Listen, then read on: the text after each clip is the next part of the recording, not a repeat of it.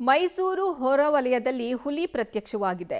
ಬೆಮೆಲ್ ಕಾರ್ಖಾನೆ ಆವರಣದಲ್ಲಿ ಹುಲಿ ಓಡಾಟವನ್ನ ನಡೆಸಿರುವಂತಹ ದೃಶ್ಯ ಸಿಕ್ಕಿದೆ. ಮೈಸೂರು ನಗರ ಹೊರವಲಯದ ಬೆಮೆಲ್ ಕಾರ್ಖಾನೆ ಇದು. ಕಾಂಪೌಂಡ್ ಅನ್ನ ಹಾರಿದಂತಹ ದೃಶ್ಯ ಸಿಸಿಟಿವಿಯಲ್ಲಿ ಸೆರೆ ಸಿಕ್ಕಿದೆ. ಮೈಸೂರು ನಗರ ಹೊರವಲಯದಲ್ಲಿ ಬೆಮೆಲ್ ಕಾರ್ಖಾನೆ ಇದೆ, ಅಲ್ಲಿ ಹುಲಿ ಪ್ರತ್ಯಕ್ಷ ಆಗಿದೆ. ಕಾಂಪೌಂಡ್ ಹುಲಿ ಹಾರಿರುವಂತಹ ದೃಶ್ಯ ಸಿಸಿಟಿವಿಯಲ್ಲಿ ಸೆರೆಯಾಗಿದೆ. ಮೈಸೂರು ಹೊರವಲಯದಲ್ಲಿ ಹುಲಿ ಪ್ರತ್ಯಕ್ಷ ಆಗಿದ್ದು ಎಲ್ಲರಲ್ಲೂ ಆತಂಕ ಮೂಡಿಸಿದೆ.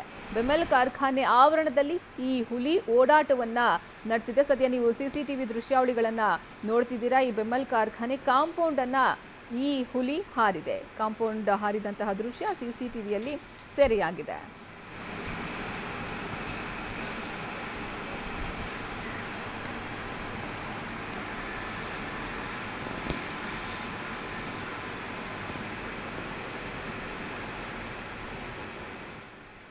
ಈ ಬಗ್ಗೆ ಹೆಚ್ಚಿನ ಮಾಹಿತಿ ನೀಡ್ತಾರೆ ನಮ್ಮ ಪ್ರತಿನಿಧಿ ಕೆಪಿ ನಾಗರಾಜ್. ದೂರವಾಣಿ ಸಂಪರ್ಕದಲ್ಲಿ ಜಾಯ್ನ್ ಆಗ್ತಿದ್ದಾರೆ. ಕೆಪಿ ನಾಗರಾಜ್, ಈ ಹುಲಿ ಕಾಣಿಸ್ಕೊಂಡಿದ್ದು ಯಾವಾಗ, ಮತ್ತೆ ಇಲ್ಲಿ ಪದೇ ಪದೇ ಏನಾದರೂ ಹುಲಿ ಪ್ರತ್ಯಕ್ಷ ಆಗ್ತಿತ್ತಾ? ಇದನ್ನ ಸೆರೆ ಹಿಡಿಯೋಕೆ ಯಾವ ರೀತಿ ಕ್ರಮವನ್ನ ಕೈಗೊಳ್ತಿದ್ದಾರೆ? ಅರ್ಪಿತಾ, ಮೈಸೂರಿನ ಹೊರವಲಯದಲ್ಲಿರುವಂತಹ ಈ ಬೆಮೆಲ್ ಕಾಂಪ್ಲೆಕ್ಸ್ ಅಂದ್ರೆ ಇದು ಒಟ್ಟಾರೆಯಾಗಿ 560-600 ಎಕರೆ ಪ್ರದೇಶ ಇದು. ಅಲ್ಲಿ ಎಲ್ಲಾ ತರದ ಸ್ಪೋರ್ಟ್ಸ್ ಕಾಂಪ್ಲೆಕ್ಸ್ ಇರ್ಬೋದು. ಒಟ್ಟಾರೆಯಾಗಿ ಇದನ್ನ ಬೆಮೆಲ್ ಕಾಂಪ್ಲೆಕ್ಸ್ ಅಂತಾರೆ. ಈ ಒಂದು ಪ್ರದೇಶದಲ್ಲಿ ಕುರುಚಲು ಕಾಡು ಸಹ ಇದೆ.